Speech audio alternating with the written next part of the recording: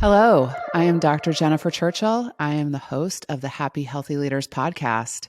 And welcome back today. I'm really excited about sitting down and recording about this topic. There has been a consistent theme that has been coming up in a lot of my coaching sessions this year.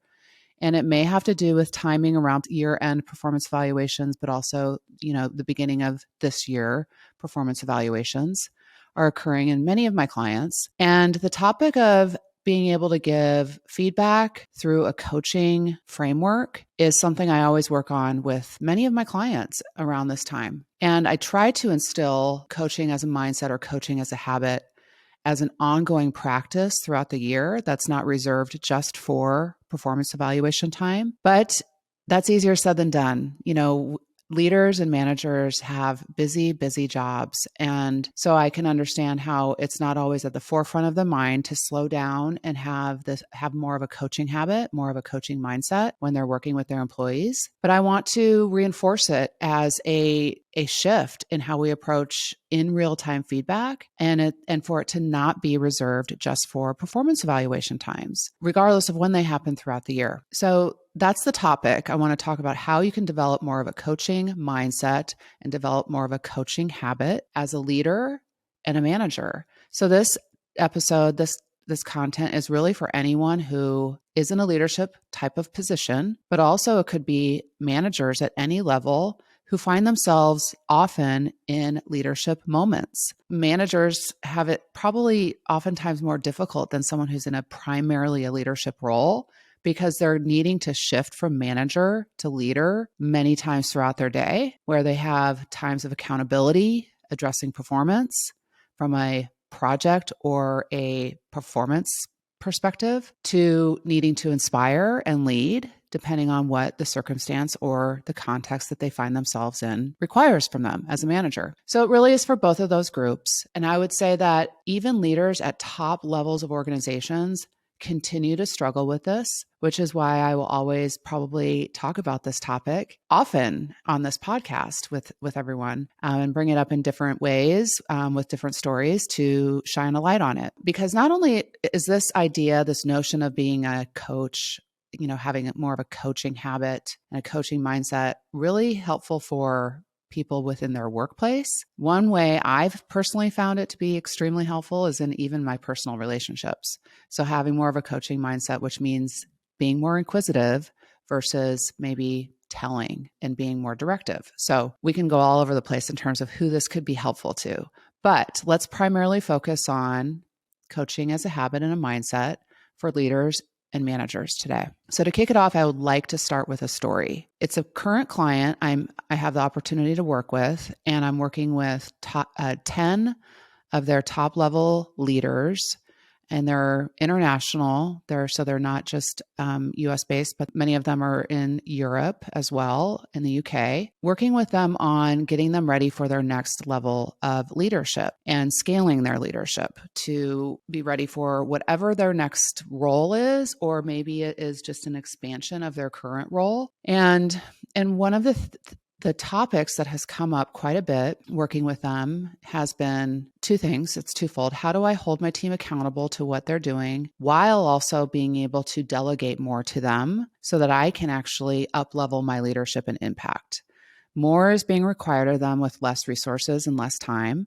So it does draw the need for them to be able to delegate, but then also appropriately hold their teams accountable. I would say 8 out of the 10 leaders, one of our coaching goals that we have is how to up-level their delegation while holding their team accountable to all of their goals, but also to be able to deeply understand what each of their individual employees needs from a developmental perspective, and not just from a performance perspective, a performance, coaching to performance, but how are we coaching to the people? How are we coaching their development? I will use one of my leaders as a specific example. This came up just yesterday, actually, in our coaching session to really illuminate how this is always an ongoing challenge for leaders at high levels of organizations, because he has it's a very data-driven organization. They, without disclosing, confidential information, they are very, very quantitatively oriented.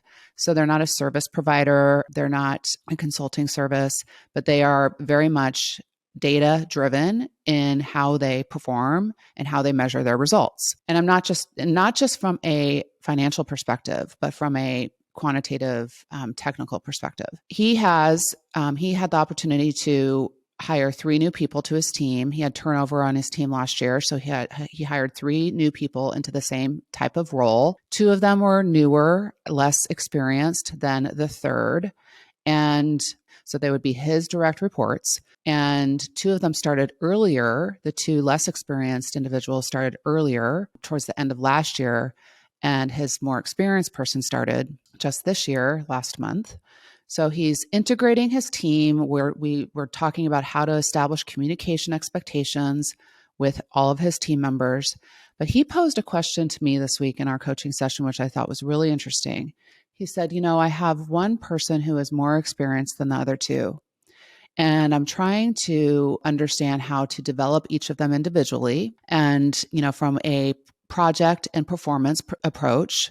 But I'm really struggling with understanding how to empower my third hire, my more experienced hire, to provide more peer leadership, peer mentorship to the other 2 less experienced individuals in their roles. And so I simply asked him the question, do you understand, or do you know where this individual, it's a female, where she would like to go with her career?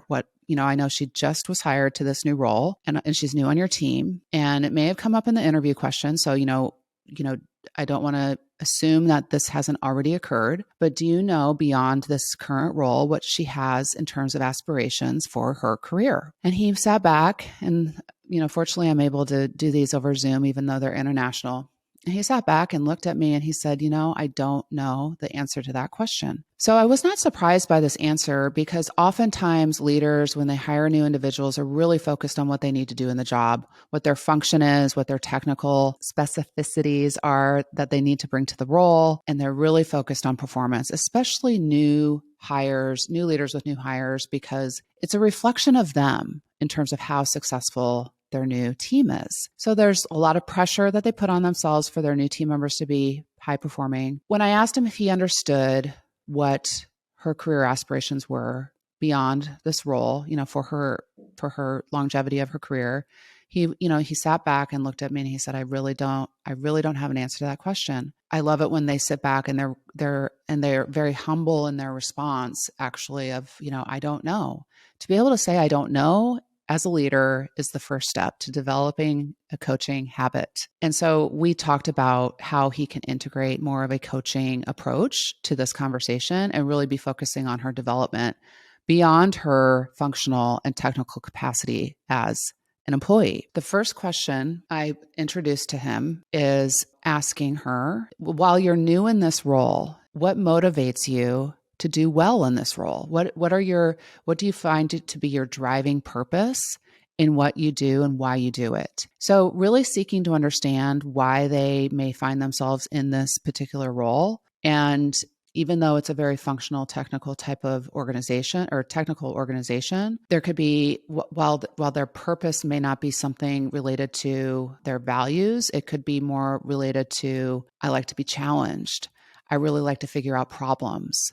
I like to make fast-paced decisions. And so you're understanding what drew them to not only the role, but also the industry. So seeking to understand why they find themselves in their current career and what they enjoy about their current role. The second level of understanding where someone would like to develop and where they see their next part of their, developing this coaching habit, is to simply ask, what are some things that you would like to do in your career that you haven't had the opportunity to do yet? And that's very much a developmental question.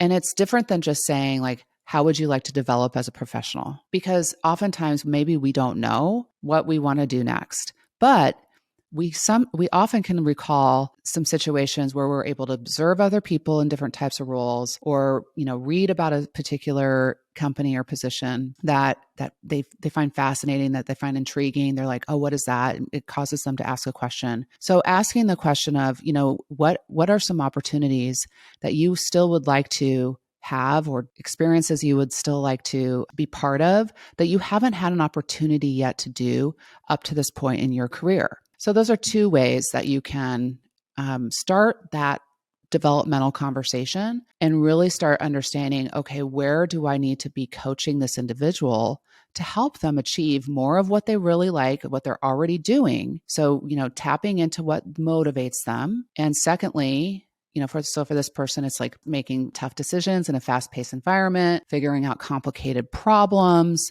and really being able to be part of a challenging situation and a challenging environment to solve for a problem for the world. So that's that individual. And then we haven't had an opportunity to come back together yet since this coaching meeting for him to ask these questions of his employee, but to be able to ask, what are some opportunities that you still would like to experience? What are some things that you hope to navigate to continue to advance your curiosity in your current role?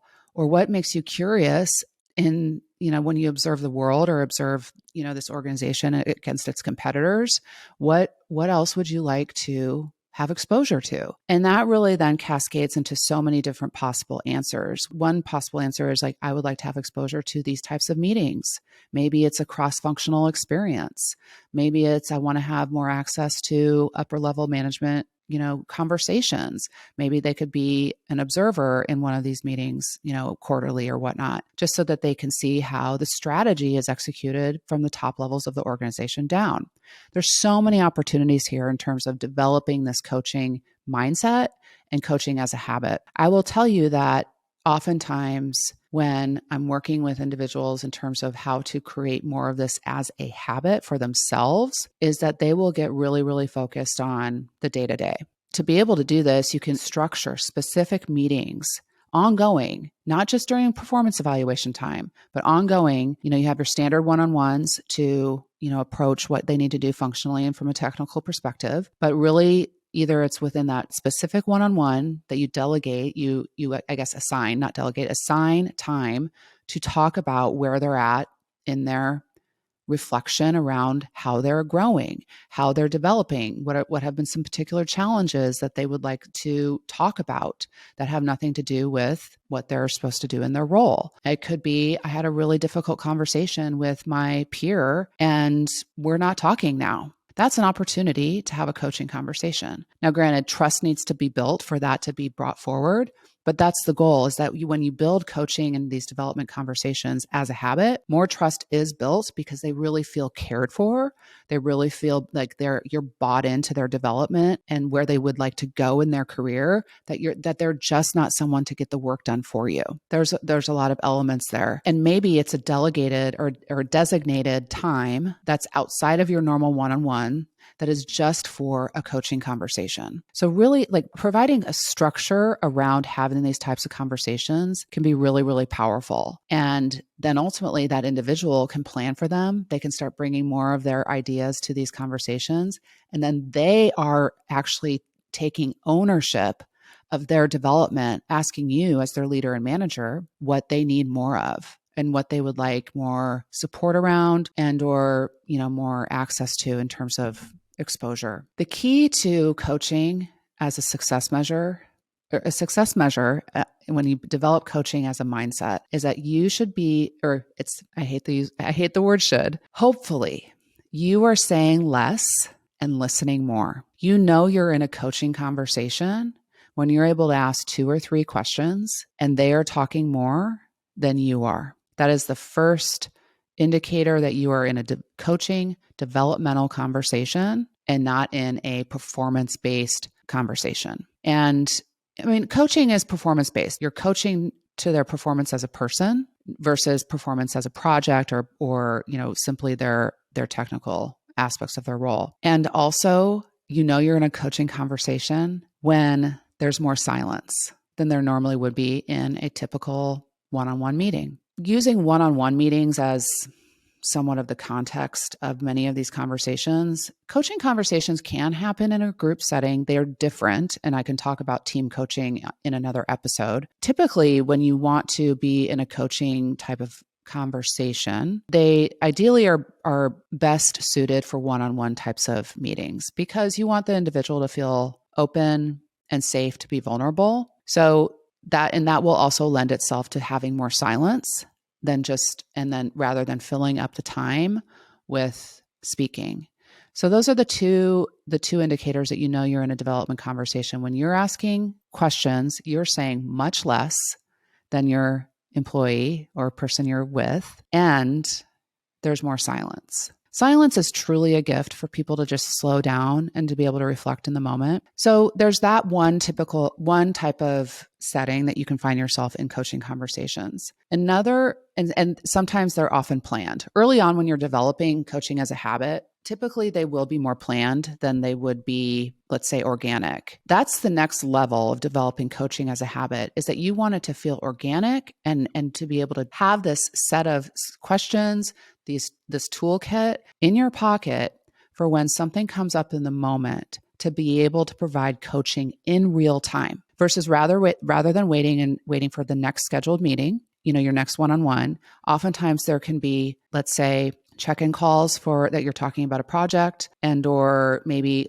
if you're back in the office setting, like the opportunities to have drive-by conversations are coming back. And so there's many times where, paying attention to all the data is really powerful to be able to have a coaching moment and developing this coaching mindset to know when someone might need you to dive a little bit deeper in the moment or to give feedback in the moment on whatever they might be struggling with.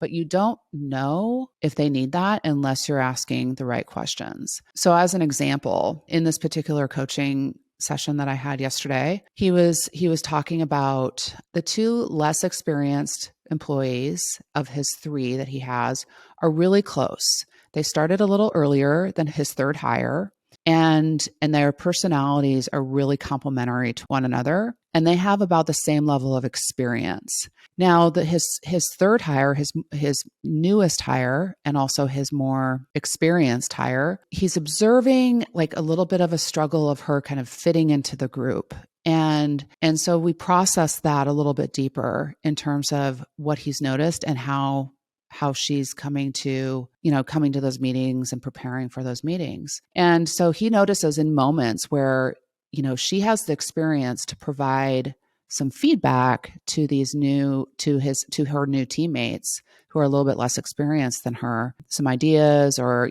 feedback or on the project that they're working on and collaborating on. One thing that really does bring coaching as a mindset to the collective group is to role model coaching in a moment like that, or taking the opportunity to, have a conversation one-on-one with the employee right after the meeting is over, just in simply asking, in that moment, I know you have some experience that you could have offered some insight into that challenge or that solution. What might have held you back from doing that? And so I posed that to him as an idea, because he's able to observe her kind of holding back, not necessarily diving in with as much conversation or input as she has available to her with her experience, and being a little bit more reserved. He wants to work on these, interpersonal skills with her to be able to provide some of this in real time coaching for them, but also how does he provide that in real time coaching for her? And so it could be done in the context of that group meeting, and for him to simply pose like, her name's not Jennifer, but let's just call her Jennifer for now. Jennifer, I know you have a lot of experience in this area. What would you suggest? And kind of role modeling a little bit of integration into that conversation, highlighting to the other employees that, you can also ask her this question, knowing that she has that experience. But the second layer to this is certainly just taking 2 or 3 minutes after the meeting to check in and say, I know you have experience in this area. Let me ask you a question. Did you feel like you could provide input in that moment? And if so, what held you back? So I can understand, so I'm not to push you too much out of your comfort zone, but ideally you have so much to offer what would help support you being more involved in that setting? So there's a lot of different ways you can approach this coaching mindset. And it takes a lot of practice. It really does take the refined ability to be able to be an observer, to have this meta reflection in the moment. What that means is to reflect on what you're reflecting on. So you notice that Jennifer isn't contributing in this moment, but you know she can. And so noting that as an opportunity rather than just observing what happened or what didn't happen, creating a question in your mind to be able to understand her. And that's the key here, is to be able to understand what potentially held her back. Maybe it is that she didn't feel like she had enough ideas or experience to provide an opportunity for a solution. Maybe it's because she's trying to read the culture. She's new. She's still trying to understand where she fits in on this team. And third, it could be possibly like, operating as a mentor or a peer in this setting in front of her manager can also be very intimidating. So there's so many different possibilities to what could be holding someone back in a scenario like that. So I use that as a landscape to highlight how leaders, it's tough. Like, to be able to do this in real time is really challenging, which is why it's really encouraged to implement coaching as a habit more often in structured one-on-ones, and certainly always at the time of performance evaluation throughout the year. So that is the kind of just a little bit of an overview of what I'm experiencing. A lot of my leaders are really struggling with right now in terms of slowing down, taking a step back, observing the humanness of what's happening. And I will always come back to that, because ultimately when you do that, people feel cared for. And to come back to my whole purpose of why I'm doing what I'm doing is so that we're creating happier, healthier organizations led by happier and healthier leaders. So, and to be able to accomplish that, the foundation is for us to feel cared for and also to feel understood. And without having the right questions or developing this coaching mindset to do that, to accomplish that, we're missing a big piece of how to help people really flourish, not only at work, but in life. So that's just a little bit of a storytelling episode and highlighting the need and the importance of developing a coaching habit as a mindset. And certainly I'll probably be bringing more examples that I'm dealing with in my coaching work and working on with my clients, and coming back to this topic in different ways to only further illuminate the importance of this. So my encouragement to whoever's listening to this, to land on these things: ask more questions, say less, and adopt silence as a success measure. Like, that is a good thing when we have silence between us, because we know we're pausing and slowing down, and there's always power in the pause. So thank you. We will be back in 2 weeks with another episode of the Happy Healthy Leaders podcast. You can find these episodes anywhere you listen to podcasts, on Spotify and Apple Podcasts. So thank you so much for your time today, and we will talk to you soon.